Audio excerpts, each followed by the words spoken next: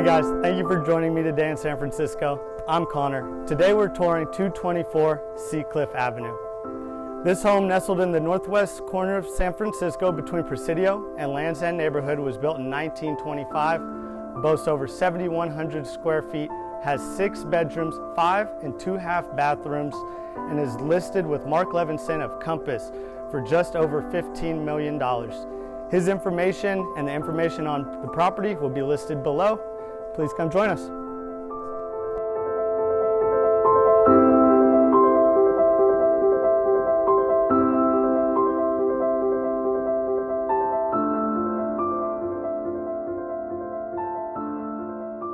Welcome to the main house. Towards the rear, we have the smallest of the first bedrooms, stairs to the outside, and immediately we're inundated with this enormous space for a living room.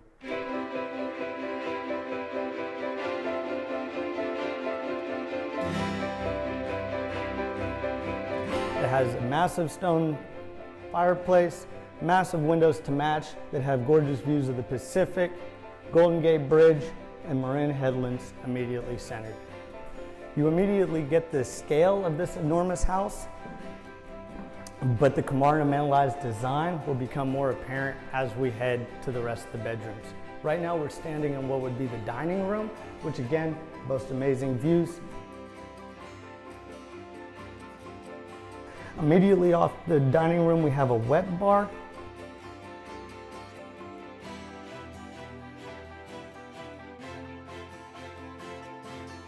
Room for all your wine. Pantry. Massive 6-burner thermidor and a huge hood. It's probably anticipated that whoever purchases this property is gonna either tear it down or completely renovate it. So I'm happy we get to see cool touches like this while we still can. We also have a massive built-in terrarium and the first of our 6 bedrooms. And that pretty much wraps it up with the first floor. We're gonna head up to the second floor living areas that boast the master bedrooms as well as 3 smaller ones. Let's check it out. It's getting harder by the step. But immediately off the stairwell, we have the first bedroom on this floor. Again, the size slowly becomes apparent. But look at these tiles. Look at the archaic shower work here on the door. Medicine cabinet, porcelain inserts. It really is a blast of the past. I feel like I'm in an asylum or something. Let's check it out. Continue to the other 2 bedrooms, which are on the front of the house. This house does boast private access to the beach, but it also has an ingress setup on the street to provide for a really quiet atmosphere year-round. Probably the smallest bedroom on this floor, but also has closets, toiletries, and everything easily accessible.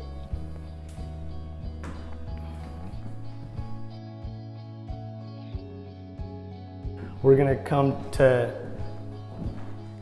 probably, which would be maybe an office. Edit that out in post.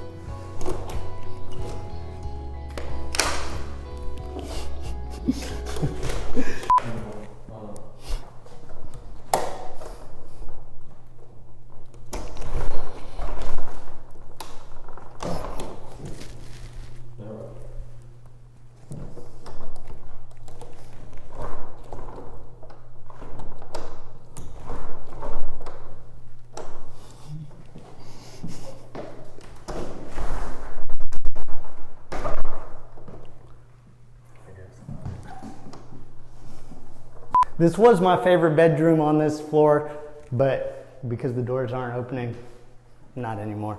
Let's head over to the master. It's also worth mentioning that off this floor, we have ensuite washer and dryer, so you're not lugging your things from either the basement or any other area of the house. Now, this Seacliff neighborhood was notable to people like Sharon Stone, Robin Williams, Ansel Adams. This particular house, however, was owned by renowned art scammer Lucky Luke Brugnara, who occupied the home between 2002 and 2015 after he got indicted on $11 million worth of art fraud, which was in addition to numerous financial troubles he was wrapped up in. You can imagine him relaxing here with his family and his children while his company decided, to take a turn for the worse.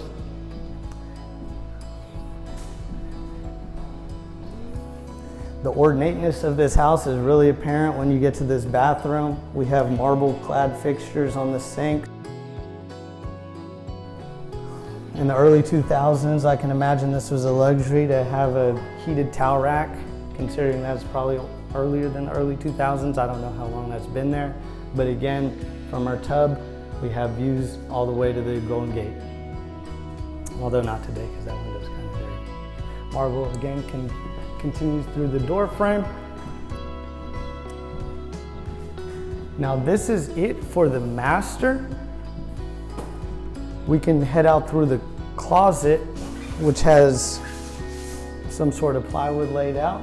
It's super unique, natural light flooding in and views of the Golden Gate as well. We can head through this tiny bathroom and up to the 4th and highest level. Is this a laundry chute? Hello. Laundry chute. Watch your step here, it gets a little bit narrow. What's up, guys? You made it. We have a couple interesting things to check out on this floor, which is labeled the penthouse floor. We have a restroom, elevator access, and a nursery for your least favorite child. You can follow me through here. You can also take a look at the archaic mode of communication they had and security that used to be in place here.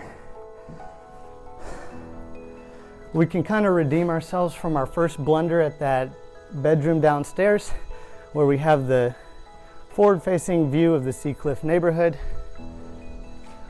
Really sheltered from wind. Honestly, this is the place I would see myself spending a lot of time if I owned this property.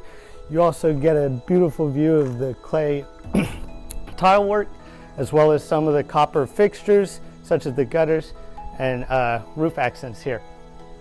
Looking out over the street, you can see that it's quite quiet, plenty of parking, which is quite unusual for San Francisco. We also have a balcony on the side of the penthouse, which we'll check out now. And this is it.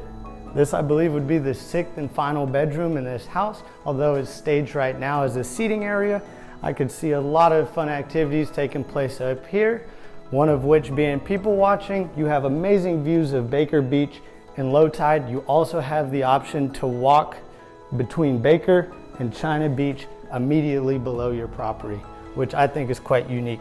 Let's take a look outside at this balcony. It doesn't really get much better than this. We have a Great Wall of China type stairway leading all the way down to what is not necessarily private, but an incredibly secluded stretch of private beach. Again, massive views spanning from Golden Gate Park all the way to Golden Gate Bridge. I think it's a pretty spectacular place to be. We're gonna leave it here. We're gonna head downstairs where we're gonna tour the lower level. Although there isn't too much down there, it's in pretty dilapidated condition. However, we will get the opportunity to head out onto this patio below, as well as take a walk all the way down to that beach. Go catch ourselves some hammerheads. Let's go.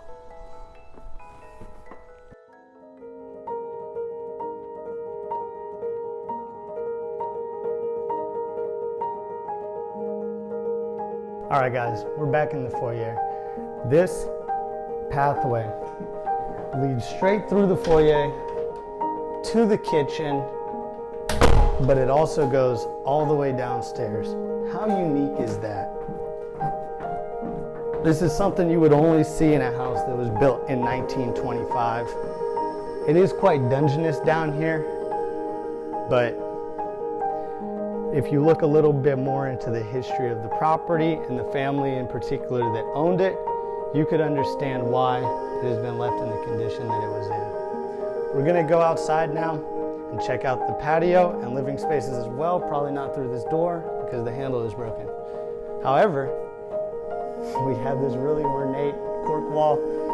We have a massive wine cellar downstairs as well.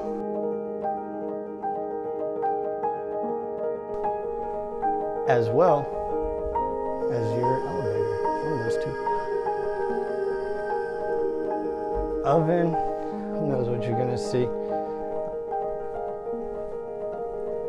We have one final bedroom down here, I'm assuming. Maybe I was mistaken in thinking the pent room was the 6th bedroom. I guess we found it.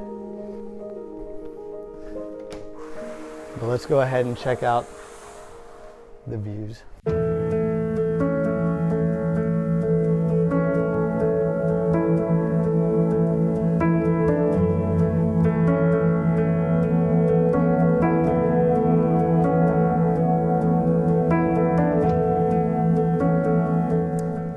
All right, guys, we're now on the ground floor of this property.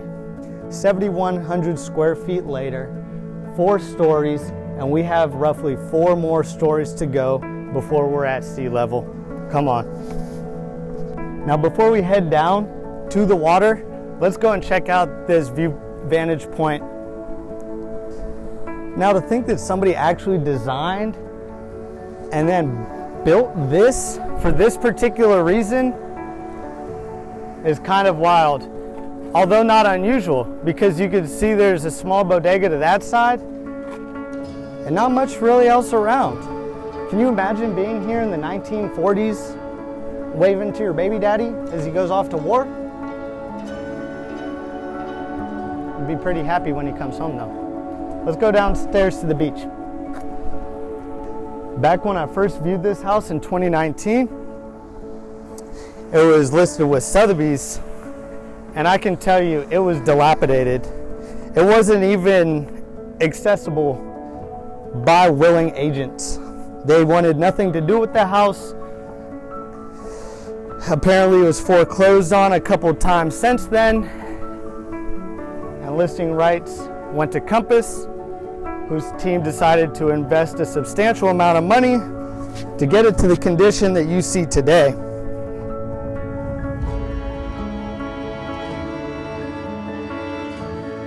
Now we're almost at the bottom here. We're about to run out of handrail and get down to the beach.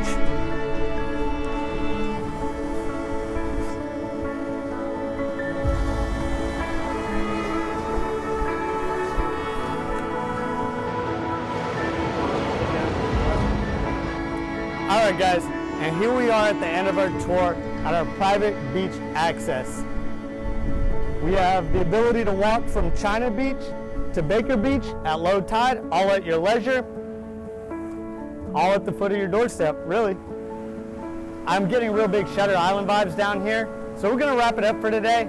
Thank you so much for joining us today. If you have any questions, comments, concerns, leave them below. If you liked the video, tell me what you think. If you didn't like the video, you can email the videographer. Thank you very much.